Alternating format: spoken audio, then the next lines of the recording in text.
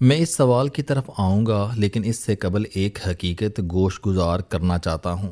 دنیا میں اس وقت دو جنتیں اور دو معاشی طاقتیں ہیں۔ معاشی طاقتیں امریکہ اور چین ہیں، جبکہ جنتیں سوئٹزرلینڈ اور نیوزی لینڈ ہیں۔ یہ چاروں معاشی اور سماجی سپر پاورز ہیں اور ان کے اس کمال کی وجہ جنگوں سے دوری ہے۔ سوئٹزرلینڈ نے آخری بار 1793 میں نپولین کے ساتھ جنگ لڑی تھی۔ نپولین نے انہیں فتح بھی کر لیا تھا، لیکن سوئٹزرلینڈ نے نپولین کے زوال کے ساتھ ہی 1815 میں فیصلہ کیا کہ ہم آئندہ دنیا کے کسی تنازع اور جنگ میں شریک نہیں ہوں گے، ہم نیوٹرل رہیں گے۔ چنانچہ آج 211 سال گزرنے کے باوجود سوئٹزرلینڈ کسی عالمی تنازع میں شامل ہوا اور نہ کوئی جنگ لڑی۔ یہ جنگ عظیم اول اور دوم میں بھی نیوٹرل رہا۔ شاید یہی وجہ ہے کہ سوئٹزرلینڈ میں 250 سال پرانے اسکول اور کالجز ہیں، اور عالمی جنگوں کے دوران بھی متحارب ملکوں کے سربراہوں اور ارب پتیوں کے بچے ان اسکولوں میں پڑھتے رہے۔ آج بھی دنیا کا سب سے مہنگا اسکول سوئٹزرلینڈ میں ہے۔ اس کے 2 کیمپس ہیں اور ایک بچے کی سالانہ فیس 5 کروڑ روپے ہوتی ہے۔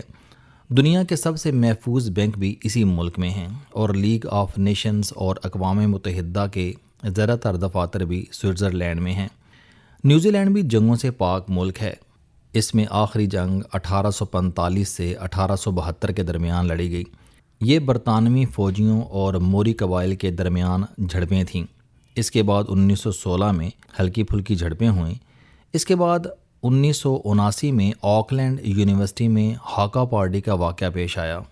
یہ چھوٹی سی لڑائی تھی جو صرف 3 منٹ جاری رہی، اور اسے دی 3 منٹ وار کہا جاتا ہے۔ چنانچہ نیوزی لینڈ بھی زمین پر جنت کی حیثیت رکھتا ہے۔ آپ کبھی سوئٹزرلینڈ اور نیوزی لینڈ جا کر دیکھیں، آپ جوں بڑے شہروں سے نکلتے اور دیہات کی طرف بڑھتے جائیں گے، آپ خود کو جنت میں محسوس کرتے جائیں گے، اور اس کا سارا کریڈٹ جنگوں سے پرہیز کو جاتا ہے۔ یہ دونوں ملک اگر آج کسی تنازع یا جنگ میں شریک ہو جائیں تو ان کی جنت کو جہنم بنتے دیر نہیں لگے گی۔ چین اور امریکہ بھی اس لیے سپر پاورز ہیں کہ دونوں نے دوسری جنگ عظیم کے بعد کسی جنگ کو اپنے ملک میں داخل نہیں ہونے دیا۔ چین اس معاملے میں امریکہ سے بھی آگے ہے، کسی تنازع میں بھی نہیں پڑا، اس نے اپنی سرحدوں سے نکل کر کسی ملک پر حملہ نہیں کیا۔ امریکہ میں 9/11 کا واقعہ پیش آیا، لیکن آپ اس کا کمال دیکھیے کہ اس نے اس کے بعد اس نوعیت کا کوئی دوسرا واقعہ نہیں ہونے دیا۔ لہٰذا جس دن جنگ امریکہ یا چین کے اندر داخل ہو جائے گی، اس دن یہ دونوں ملک معاشی طاقت نہیں رہیں گے، جبکہ اس کے مقابلے میں جنگوں نے سوویت یونین کو توڑ کر رکھ دیا۔ روس کی معاشی طاقت بھی جنگوں اور تنازعوں کی وجہ سے دن بدن کمزور ہوتی چلی جا رہی ہے۔ چنانچہ اگر کوئی ملک معاشی یا سماجی لحاظ سے ترقی کرنا چاہتا ہے تو پھر اسے جنگوں اور تنازعوں سے نکلنا ہوگا۔ یہ نسل انسانی کی تاریخ کا 5واں بڑا سبق ہے۔ ہم اب آتے ہیں تیل اور ریئر ارتھ منرل کی گریٹ گیم کی طرف۔ امریکہ یہ دونوں طاقتیں اپنے ہاتھ میں رکھنا چاہتا ہے۔ ڈونلڈ ٹرمپ کی خواہش ہے کہ یہ مئی میں جب چین کے صدر شی جنگ پھنگ سے ملاقات کریں تو ریئر ارتھ منرلز یا تیل میں سے کوئی ایک کارڈ ان کے ہاتھ میں ہو۔ ڈونلڈ ٹرمپ کے پاس اس کے لیے 2 آپشنز ہیں۔ یہ چین کے دورے سے قبل ایران کے ساتھ معاہدہ کر لے، اس سے پابندیاں اٹھا کر اسے اپنا دوست بنا لے، اور وینزویلا کی طرح ایرانی تیل اور گیس بھی امریکی کمپنیوں کے حوالے کر دے۔ ایران کو اس میں 2 فائدے ہیں۔ یہ 47 سال بعد عالمی معاشی دھارے میں شامل ہو جائے گا، اس کا تیل اور گیس مہنگے داموں بکیں گے اور یہ پوری دنیا کے لیے کھل جائے گا۔ دوم، ایران میں استحکام آ جائے گا، یہ جنگ کے زمانوں سے باہر آ جائے گا اور واپس ترقی کی شرح پر آ جائے گا۔ لیکن اگر ایران نہیں مانتا تو پھر ٹرمپ کے پاس پوٹسڈیم کانفرنس کے سوا کوئی آپشن نہیں بچے گا۔ دوسری جنگ عظیم کے آخر میں جرمنی کے شہر پوٹسڈیم میں امریکی صدر ہنری ایس ڈومین، برطانیہ کے وزیر اعظم سر ونسٹن چرچل اور سوویت یونین کے صدر جوزف اسٹالن کے درمیان طویل ملاقات ہوئی۔ یہ مذاکرات 17 جولائی سے 2 اگست 1945 تک چلتے رہے۔ پوسٹم ڈکلریشن 26 جولائی 1945 کو سامنے آیا تھا، جس میں اس زمانے کی تینوں سپر پاورز نے جاپان کو سرنڈر یا خوفناک تباہی دونوں میں سے کسی ایک راستے کا آپشن دیا تھا۔ اسی میٹنگ کے دوران 24 جولائی کو امریکی صدر ہنری ڈومین نے برطانیہ اور سوویت یونین کی لیڈرشپ کو بتایا کہ ہم نے 16 جولائی کو ایٹم بم کا کامیاب تجربہ کر لیا ہے، اگر جاپان نہیں مانتا تو پھر ہم اس پر بم برسا دیں گے۔ جوزف اسٹالن کا جواب تھا کہ مجھے امید ہے آپ اس کا جاپان پر بہتر استعمال کریں گے۔ پوٹسڈیم ڈیکلریشن 26 جولائی کو آیا۔ جاپان کے وزیر اعظم کانترو سوزوکی نے موکو ساسٹو کہہ کر 26 جولائی کو اسے مسترد کر دیا، اور یوں امریکہ نے 6 اگست 1945 کو ہیروشیما اور 9 اگست کو ناگاساکی پر ایٹم بم گرا دیے، جس کے بعد جاپان مکمل سرنڈر پر مجبور ہو گیا۔ امریکہ اور اتحادی اس سے قبل جاپان کو بہت اچھی ڈیل دے رہے تھے، یہ ان کے ساتھ بیٹھ کر معاملات سیٹل کرنا چاہتے تھے۔ جاپانی فوجیں اس وقت تک مشرق بعید کے بے شمار علاقوں پر قابض ہو چکی تھیں۔ اتحادی یہ علاقے جاپان کے حوالے کرنے کے لیے تیار تھے، لیکن وہاں اس وقت 2 حکومتیں تھیں، سیاسی حکومت اور فوجی حکومت۔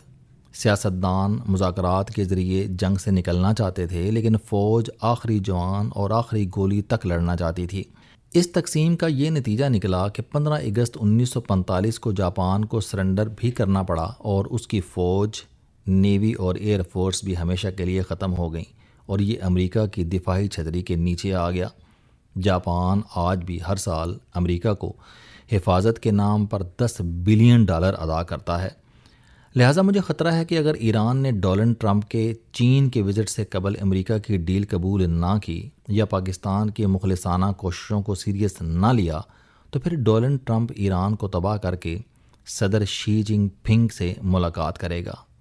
یہ کمزور پوزیشن کے ساتھ چین نہیں جائے گا، اور اگر خدا نخواستہ یہ سانحہ ہو گیا تو پورا مڈل ایسٹ ہیروشیما اور ناگاساکی بن جائے گا۔ امریکہ ایران کو تباہ کر دے گا اور ایران خلیجی ریاستوں کو تباہ کر دے گا، جس کے بعد تیل اور گیس کا بڑا سورس چین کے ہاتھ سے نکل جائے گا، اور یہ امریکہ سے تیل خریدنے پر مجبور ہو جائے گا، اور یوں ریئر ارتھ منرلز دے دو اور تیل لے جاؤ کی ڈیل شروع ہو جائے گی۔ مشرق وسطیٰ میں اس وقت 2 جنگیں چل رہی ہیں۔ امریکہ اور چین قدرتی وسائل کے لیے یہاں موجود ہیں۔ اگر مڈل ایسٹ میں تیل، گیس اور ریئر ارتھ منرلز نہ ہوتیں تو دونوں سپر پاورز اس طرف مڑ کر بھی نہ دیکھتیں۔ یہ تیل، گیس اور ریئر ارتھ منرلز ہیں جن کی وجہ سے امریکہ 80 سال سے خلیجی ریاستوں میں بیٹھا ہے، اور اب بھاری فوجی ساز و سامان کے ساتھ آبنائے ہرمز کے ناکے پر پھندا لگائے ہوئے ہے۔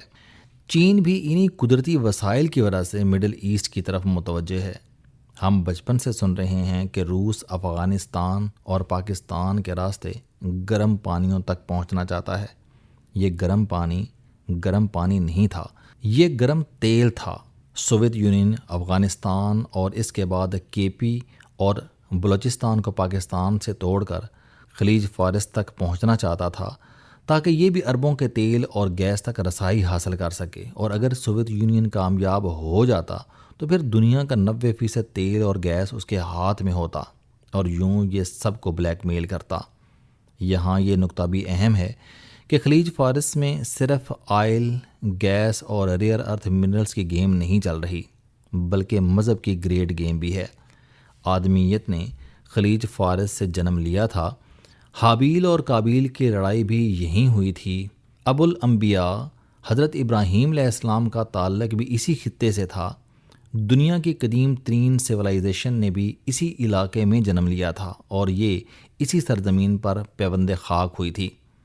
دنیا کے تینوں مذاہب، یہودیت، عیسائیت اور اسلام بھی اسی میں پنپے، اور یہ ہزاروں سال اسی خطے میں ہچکولے کھاتے رہے، اور اب اینڈ آف دا ٹائم یا کل یگ کا اختتام بھی اسی خطے میں ہوگا۔ یہودیوں، مسیحوں اور مسلمانوں کا عقیدہ ہے کہ آخری مسیحا آئے گا اور آخری جنگ ہوگی، اور اس کے بعد قیامت آ جائے گی۔ مسلمان اس جنگ کو ملحم الکبریٰ، جبکہ یہودی اور مسیحی اسے آرمگیدن کہتے ہیں۔ اسلامی روایات کے مطابق یہ جنگ مسلمانوں اور مغربی طاقتوں کے درمیان فلسطین یعنی شام کے علاقے الگوتھا میں ہوگی۔ مسلمانوں کی طرف سے امام مہدی اس کی قیادت فرمائیں گے، جبکہ دوسری طرف دجال کی فوجیں ہوں گی۔ دجال یہودیوں سے ہوگا۔ حضرت عیسیٰ علیہ السلام کا ظہور بھی اسی جنگ کے دوران ہوگا۔ زمین پر بے انتہا خون بہے گا، جس کے آخر میں مسلمان فتح یاب ہو جائیں گے۔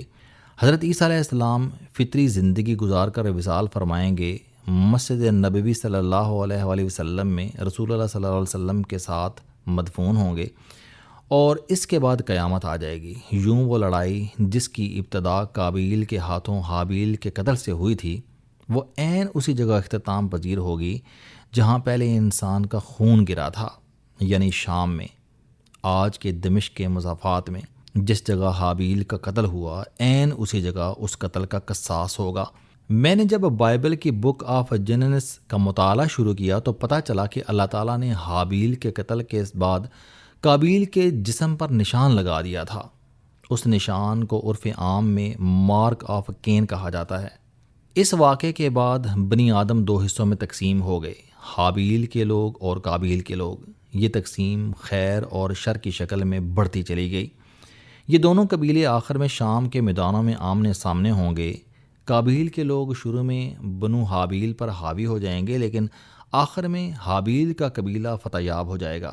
دجال کا تعلق قابیل کے قبیلے سے ہوگا، جبکہ حابیل کے لوگ مسلمانوں کی شکل میں آئیں گے۔ روایات کے مطابق امام مہدی کی پیدائش خراسان میں ہوگی، اور مکہ میں دوران طواف لوگ ان کو پہچانیں گے، اور یوں آخری لڑائی کو قائد مل جائے گا۔ خراسان ایران میں ہے، لہٰذا ایرانی ہر جنگ کو آخری جنگ سمجھ کر لڑتے ہیں۔ مجھے محسوس ہوتا ہے کہ ایران کا یہ خدشہ اس بار سچ ثابت ہو جائے گا۔ چنانچہ خطرہ ہے کہ تیل، گیس اور ریئر ارتھ منرلز کی گریٹ گیم کہیں مذہب کی گریٹ وار نہ بن جائے۔